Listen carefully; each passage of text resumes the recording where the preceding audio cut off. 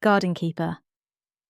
Rose hummed while painting the dark evening forest where the last rays of setting sun decorated the trees.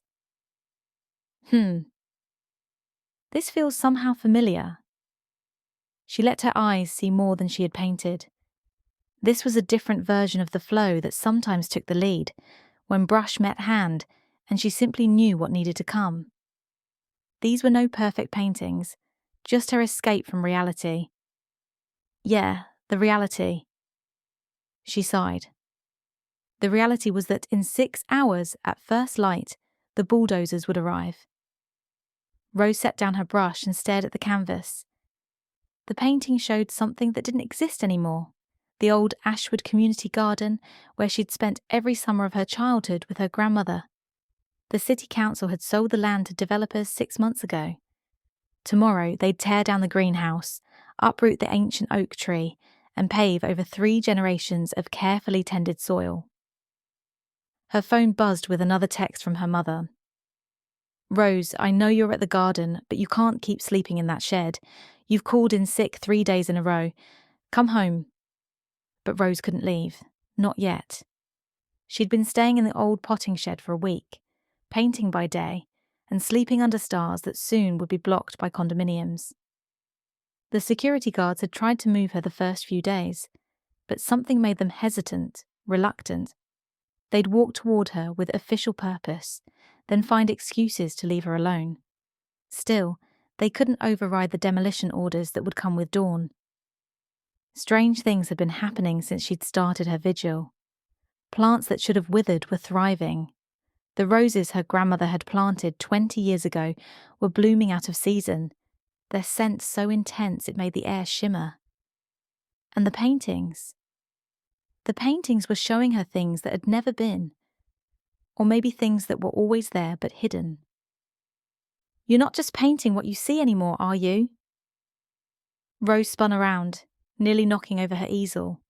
A man stood at the garden's edge, tall and lean, with earth-brown hair and eyes the colour of deep forest. He wore a simple green jacket that seemed to blend with the shadows, making him look like he'd grown from the garden itself. "I'm sorry," Rose said, heart hammering. "I know I'm not supposed to be here, but you're exactly where you're supposed to be." He stepped closer, and Rose caught a scent like rain on summer leaves. "I'm Ash. I've been looking for you. Looking for me." Rose backed up until her spine hit the old oak tree. "Are you with the developers? Because I'm not causing any trouble. I'm just..." "You're awakening." His voice was gentle but certain. "And not a moment too soon." Rose stared at him. "Awakening to what?" Instead of answering, Ash moved to her easel and studied the painting. "You've painted the heart grove." "The what?" "Look again." He gestured to the canvas. "Really look." Rose turned back to her painting and gasped. The forest she'd painted wasn't just any forest. Ancient trees formed a perfect circle around a clearing where silver light pooled like water. Flowers glowed with inner fire. And there, half hidden among the roots of the largest tree, was a doorway carved with symbols that hurt to look at directly. "I didn't paint that," Rose whispered. "Those symbols, that door, I've never seen them before." "Your hands remember what your mind has forgotten." Ash touched the oak tree behind her, and Rose felt a thrum of recognition, as if the tree was singing in a language she almost understood. "Your grandmother never told you what she really was, did she?" "She was a gardener." "She grew the most beautiful flowers in the city." But even as Rose said it, she remembered other things. The way her grandmother could make seeds sprout just by humming to them. How she always knew which plants needed what, as if they whispered their needs to her. The strange visitors who came at dawn and dusk, bringing seeds that sparkled like jewels.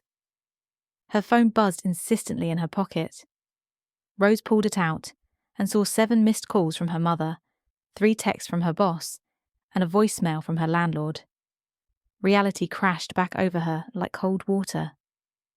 Elara Thorne was the guardian of this place, Ash said quietly, and before her, her grandmother, and before her, hers. For 200 years your family has kept the door between worlds sealed and safe. Rose's legs gave out. She slid down the oak's trunk until she was sitting among its roots. You're talking about magic. Real magic. She clutched her phone like an anchor to sanity. This is insane. I'm probably having some kind of breakdown. People don't just disappear into magical gardens and... the kind that's dying. Ash knelt beside her, and where his knees touched the earth, tiny flowers bloomed. There are only 7 heart groves left in North America. This is the last one on the East Coast, when they destroy it tomorrow. Stop! Rose held up her hands, heart pounding. Just stop for a minute. You're asking me to believe in magic? That my grandmother was some kind of... what, witch? And that I'm supposed to be one too? Guardian, Ash corrected gently. Guardian, witch, whatever. Rose's voice cracked. I have a job. I have responsibilities. My mother is worried sick about me. Look at these messages. And my boss is probably going to fire me if I don't show up tomorrow.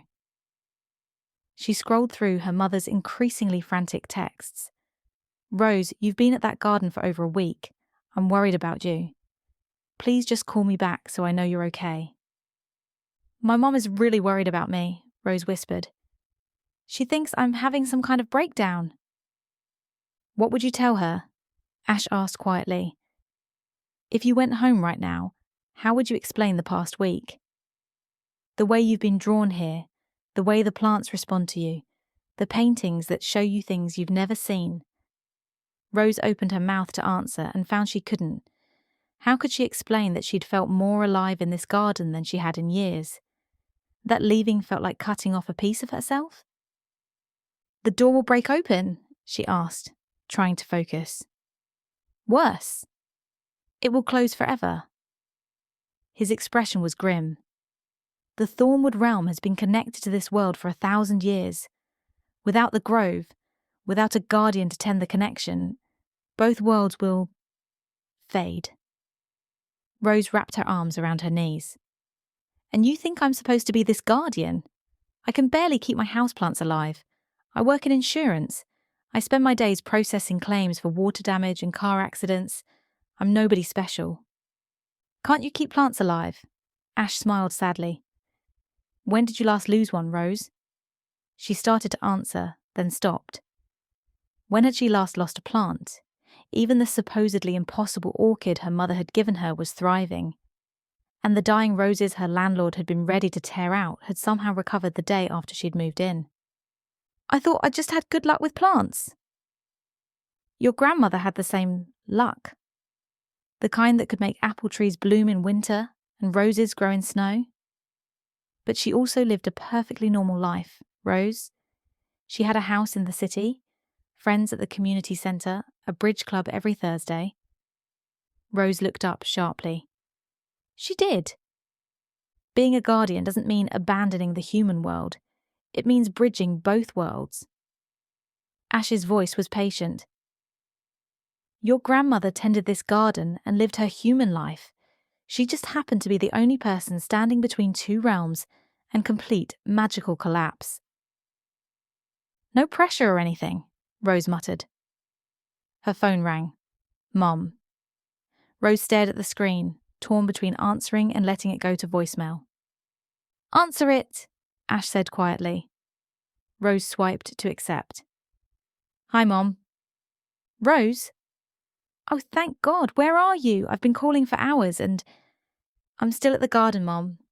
I'm sorry. I just needed some time to think. Think about what? You've been camping out there for over a week without really explaining why. Your boss called me when you didn't show up for work again. I'm worried about you, honey. This isn't like you. Rose closed her eyes. Her mother knew her too well. Something like that, she managed. Come home. Whatever it is, we can talk about it. You can take some time off work, figure things out. But please don't just disappear on me again. I ... Rose looked at Ash, who was listening without judgment. Can I call you back in a few minutes? I promise I'll call back. Rose ... Mom, I promise. Give me 10 minutes. She hung up before her mother could protest and immediately felt guilty about it. She loves you, Ash observed. She does. And she's going to think I've completely lost my mind. Rose stood up and paced to the edge of the garden. Let's say I believe you about all this. Let's say I accept that magic is real and I'm some kind of hereditary guardian. What exactly does that mean for my actual life? What do you want it to mean? That's not an answer. Ash stood and followed her. It's the only answer that matters. Your grandmother chose to live mostly in the human world, visiting the grove daily, but maintaining her normal life. She had relationships, hobbies, a social circle. The magic enhanced her life. It didn't replace it. But she never married. Rose had always wondered about that. She had one great love, your grandfather. But when your mother was born, she chose to focus on raising her child and fulfilling her guardian duties rather than pursue marriage. Ash's voice grew soft. She made sacrifices for the responsibility. That doesn't have to be your story. Rose felt her cheeks warm. What happens if I do this? Day to day, I mean.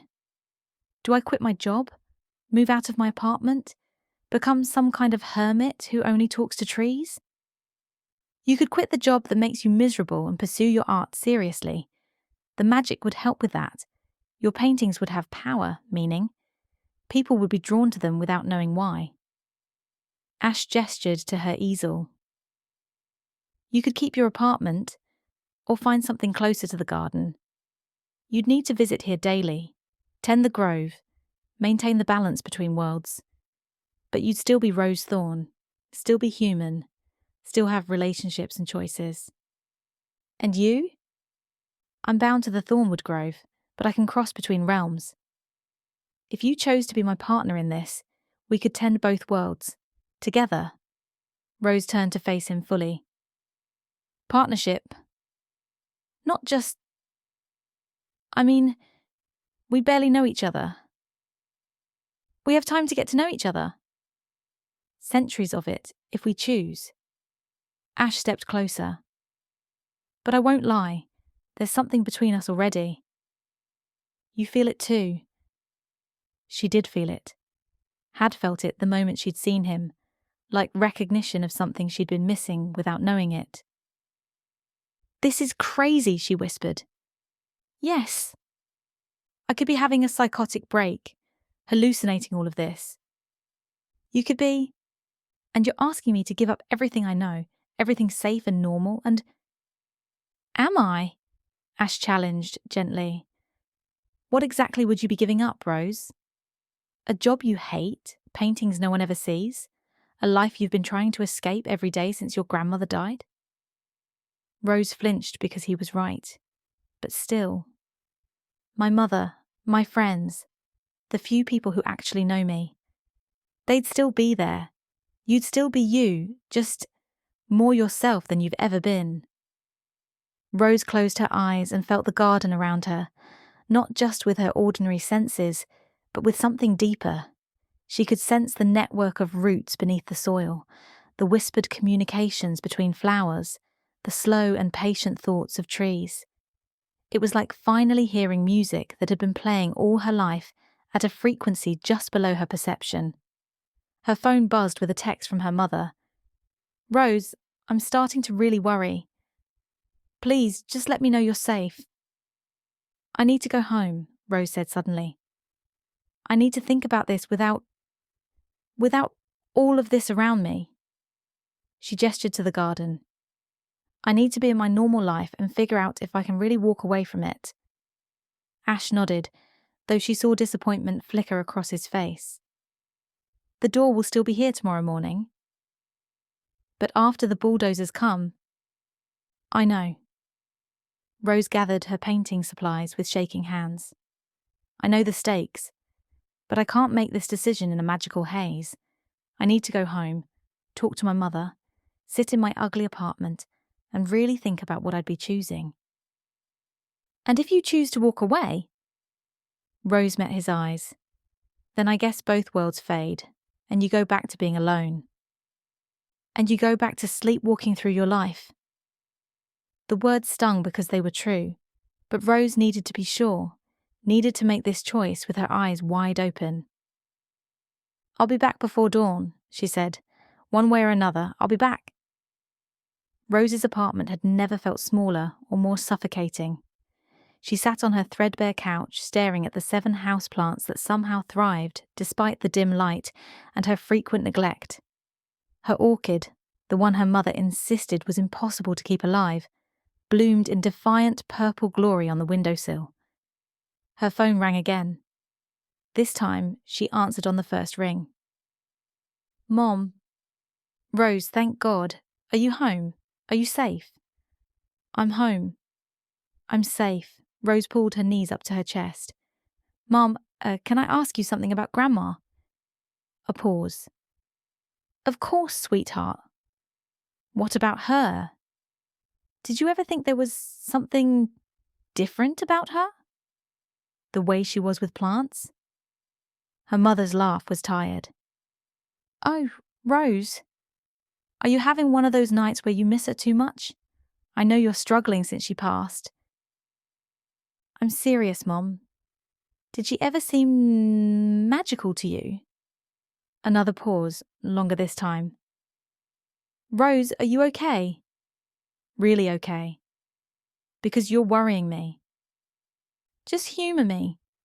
Please. Your grandmother was special, yes. She had a gift with growing things. But magic. Her mother's voice got that careful tone she used when she thought Rose was being fanciful. Honey, she was just a very talented gardener. What about her visitors? The people who came at strange hours? She had friends from all over. People who shared her interests. But Rose heard the uncertainty now. Rose, where is this coming from? Rose stared at her reflection in the black window. Did her eyes look different? Or was she imagining things? Mom, what if I told you I wanted to quit my job? I'd ask what took you so long. Her mother's voice warmed with relief at the change of subject. You've been miserable there for years. And what if I wanted to focus on my art seriously? Really try to make something of it? I'd say it's about time. You're talented, Rose. You always have been. I just never understood why you kept hiding it. Rose touched one of the orchid's perfect blooms. It seemed to pulse slightly under her fingertip, but that could have been her imagination. Mom, I need to tell you something, and I need you to really listen. Okay. Her mother's voice went serious. I'm listening. I've been staying at the old community garden. The one they're going to tear down tomorrow. Rose ... Let me finish. I've been painting there, and things have been happening. Strange things. Good things, but strange. Rose told her mother everything. The paintings that showed things she'd never seen. The way plants seemed to respond to her presence. The man who claimed to be from another world. The choice she had to make before dawn. The silence stretched long after she finished. Rose, her mother said finally, very gently. Sweetheart, you've been under a lot of stress. Losing your grandmother, hating your job, feeling stuck. Sometimes when we're grieving and lost, our minds can create. Mum, there are flowers in my hair right now. Actual flowers growing out of my hair. Another silence. Rose, I think you should come stay with me tonight. We can talk to someone in the morning, get you some help. I'm not having a breakdown. Rose stood up and walked to her easel, where her latest painting waited. But it wasn't the forest anymore. Sometime during their conversation, it had changed. Now it showed her apartment, but with vines growing through the walls and flowers blooming from the floorboards. And there, sitting on her couch, was a woman who looked like Rose, but with light in her eyes and magic in her hands. "Mom," Rose whispered, "the painting just changed. While I was talking to you, it changed itself." "That's not possible, honey." "I know it's not possible." But it happened. Rose touched the canvas, and the painted flowers rustled under her fingers. "Mom, what if magic is real? What if Grandma really was something more than just a good gardener?" The longest silence yet. "Rose," her mother said carefully, "your grandmother used to say the strangest things sometimes. About the garden being more than it seemed, about responsibility she couldn't explain. I always thought it was just the way she talked about things she loved." Rose's heart stopped. "What kind of things?" "She'd say the garden needed her, that she couldn't travel far or be away too long because something would die without her attention. Not just plants. She made it sound bigger than that." Her mother's voice got smaller. "I never understood what she meant." "Mom, and the visitors?" "You're right, they did come at odd hours, dawn and dusk usually. People I never recognized from all different backgrounds. They'd bring her seeds sometimes, but not normal ones. They looked like jewels." Rose sank back onto the couch, the phone pressed tight against her ear. "After she died," her mother continued slowly, "I went to the garden to say goodbye, I guess. The plants were already starting to look different, sad. Like they were mourning too." "Why didn't you ever tell me this?" "Because it sounded crazy." "Because I convinced myself I was imagining things, romanticizing an old woman's gardening hobby." Her mother's voice cracked. "But Rose, if you're telling me that magic is real, that your grandmother was some kind of guardian, would you believe me?" "I don't know, but I believe that you believe it, and I believe that you're not having a breakdown." A pause. "Show me." "What? The flowers in your hair?" "I'm coming over." "Mom, it's almost midnight. I don't care. If my daughter is telling me she's discovered magic, I need to see it for myself." 20 minutes later, Rose opened her door to find her mother standing in the hallway with car keys in her hand and determination in her eyes. "Show me," her mother said, without preamble. Rose led her to the orchid on the windowsill. As her mother watched, Rose touched one of the blooms and it pulsed with subtle light. Just for a moment, barely visible, but definitely there. "Oh my God!" Her mother reached out to touch the flower. It pulsed again, brighter this time. "I felt that. Like energy." "It's getting stronger," Rose admitted. "Whatever's happening to me." Her mother stepped into the apartment and immediately went to the easel. "This painting." "Rose, this is impossible." "I know. It's your apartment, but magical." "I know." Rose joined her mother in front of the canvas. "Mom, I have to choose." "Before dawn, I can accept this responsibility, this guardianship thing, or I can walk away and let both worlds die." Her mother studied the painting for a long time. "What does your heart tell you?" "That I want to choose magic, that I want to be more than I've been, that I want to matter." Rose's voice broke. "But I'm scared. What if I'm not strong enough? What if I mess it up?" "Rose!" Her mother turned to face her. "Look at yourself. Really look." Rose turned to the mirror on the wall and saw what her mother meant. There was something different about her, a subtle luminescence to her skin, a depth to her eyes that hadn't been there before. She looked like herself, but somehow more vivid, more present, more real. "You can see it because you're family," Rose realized. "Because grandmother's blood runs in you too, even if the magic skipped your generation." "You're already changing," her mother said softly. "The magic has already begun to recognize you. The question is whether you'll choose it back fully. And if I do, what happens to us, to you and me? Her mother smiled through tears. I get a daughter who's finally living her true life, who's found her purpose, who can paint impossible things and make them real. She touched Rose's cheek. Honey, I've been watching you fade away for years. If magic can bring you back to life, then I choose magic too. Rose threw her arms around her mother, breathing in the familiar scent of lavender and comfort. I'm scared, she whispered. Good. If you weren't scared, it wouldn't be worth doing. Her mother held her tight. But Rose, whatever you choose it fully. Don't spend the rest of your life wondering what if. When they finally pulled apart, Rose's mother looked at the clock on the stove. It's 3 a.m. Don't you need to be somewhere before dawn? Rose nodded, suddenly sure. I need to be at the garden. Then let's go. Mom, you don't have to. Like hell I don't. You think I'm going to miss my daughter becoming magical? Besides, her mother's smile was fierce. Someone needs to witness this moment. Someone from your old life needs to be there when you choose your new one. They drove through the empty streets in companionable silence, Rose's flowers glowing softly in the darkness of the car.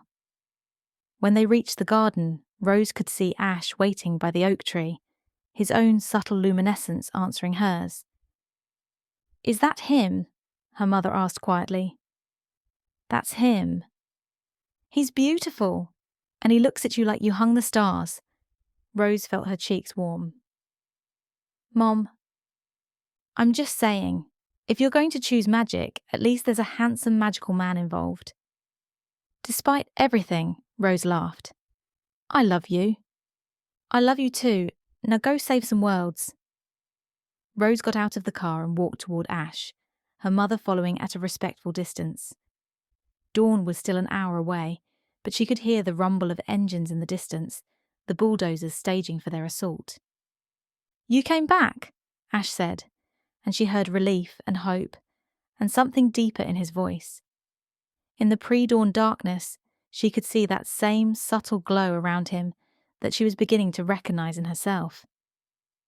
I came back, Rose agreed. But I need you to understand, I'm not choosing this just because the alternative is terrible. I'm choosing it because for the first time in my life, something feels right. This feels right.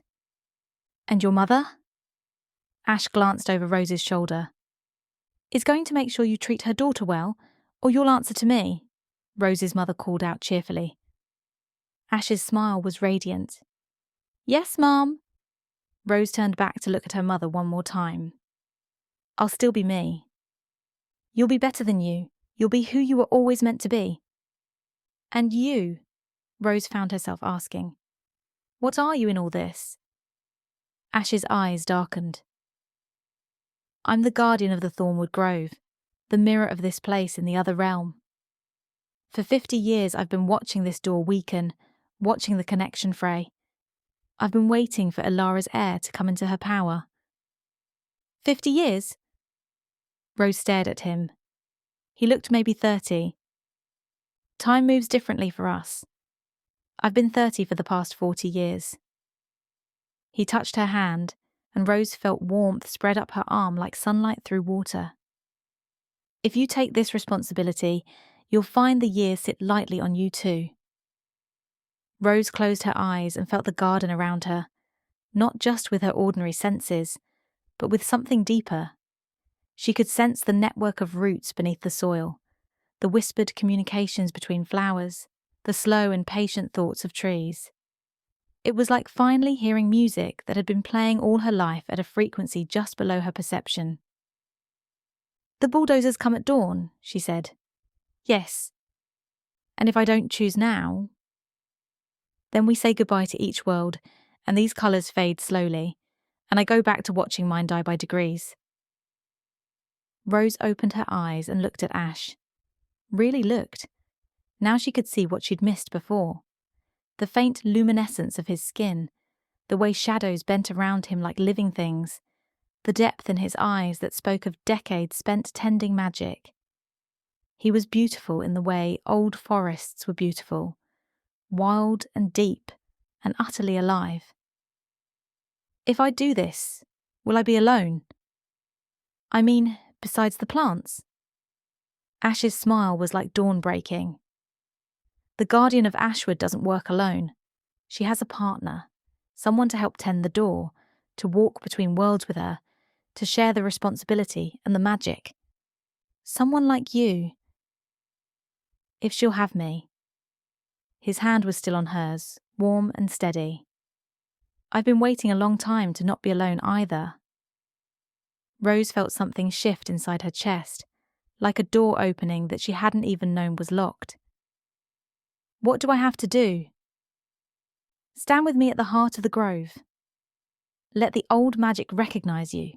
Accept the responsibility willingly. He stood and offered her his hand. But Rose, once you choose, there's no going back. This will change everything about your life. Rose took his hand and let him help her up. Good. I was tired of the old everything anyway. They walked deeper into the garden, past the neat rows of vegetables and herbs, past the greenhouse where her grandmother used to hum to the seedlings. With each step, the garden seemed to shimmer and shift, becoming wilder and more alive. Flowers turned to follow their passage. Trees whispered overhead. The air itself seemed to thicken with possibility. At the very heart of the garden stood the great oak tree, but now Rose could see it was more than a tree. Its roots formed a perfect spiral, diving deep into the earth. Its trunk was carved with the same symbols she'd somehow painted, glowing softly silver in the twilight. And there, between the largest roots, was the door from her painting. Not carved wood, but an archway of living tree that looked out onto a forest of silver and starlight. The Heart Grove, Ash said softly, the place where your world and mine touch. Through the doorway, Rose could see another garden, wilder than this one, where flowers bloomed with actual light and streams flowed upward through the air. And beyond it, a forest that stretched to a horizon where 3 moons hung in a sky the colour of deep emeralds. It's beautiful, she breathed. It's dying, Ash said sadly. Look closer. Rose focused on the other garden, and now she could see what he meant. The edges were fading, becoming translucent. Some of the light flowers were dim, their glow guttering like candles in wind. The streams moved sluggishly, and patches of the silver forest stood empty, as if the trees had simply ceased to exist. Without a guardian here to maintain the connection, the thornwood is losing cohesion, Ash explained. And without the thornwood to anchor it, this grove is just mundane earth that can be bought and sold and paved over. Rose stepped closer to the door and felt the magic pull at her, recognizing something in her blood that belonged to this place. What do I have to do? Put your hands on the tree. Accept the guardianship. Let the magic remake you. Ash moved to stand behind her, his hands resting lightly on her shoulders. I'll anchor you so you don't get lost in the change. Rose reached out and pressed her palms against the oak's living bark. The moment her skin made contact, the world exploded into sensation. She felt the vast network of roots spreading beneath the earth, connecting every plant for miles around. She sensed the slow thoughts of trees, the quick, bright minds of flowers, the deep dreams of seeds waiting to sprout. Power flowed up from the earth and down from the sky, and she was the channel between them, the point where 2 worlds balanced on a knife's edge. Choose, whispered a voice that might have been her grandmother's, or the trees, or her own heart finally speaking truth. Choose to tend, choose to guard, choose to bridge the gap between what is and what could be.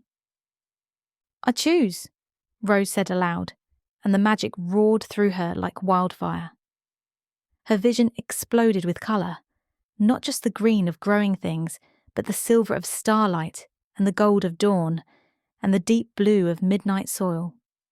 She could see the life force flowing through every blade of grass, every insect, every molecule of air. She was connected to it all, responsible for it all, able to shape and guide and heal it all. When the rush of sensation finally settled, Rose opened eyes that she somehow knew now glowed with the soft green light of new leaves. Her hair felt different. When she touched it, it was threaded with tiny flowers that bloomed and faded and bloomed again. Her skin hummed with energy, and she could feel the heartbeat of the earth itself. "How do you feel?" Ash asked softly. Rose turned to look at him and saw him truly for the first time. His magic called to hers like recognizing like. He was beautiful and wild and eternal, and the loneliness she'd carried all her life finally had an answer. "I feel like I'm home," she said.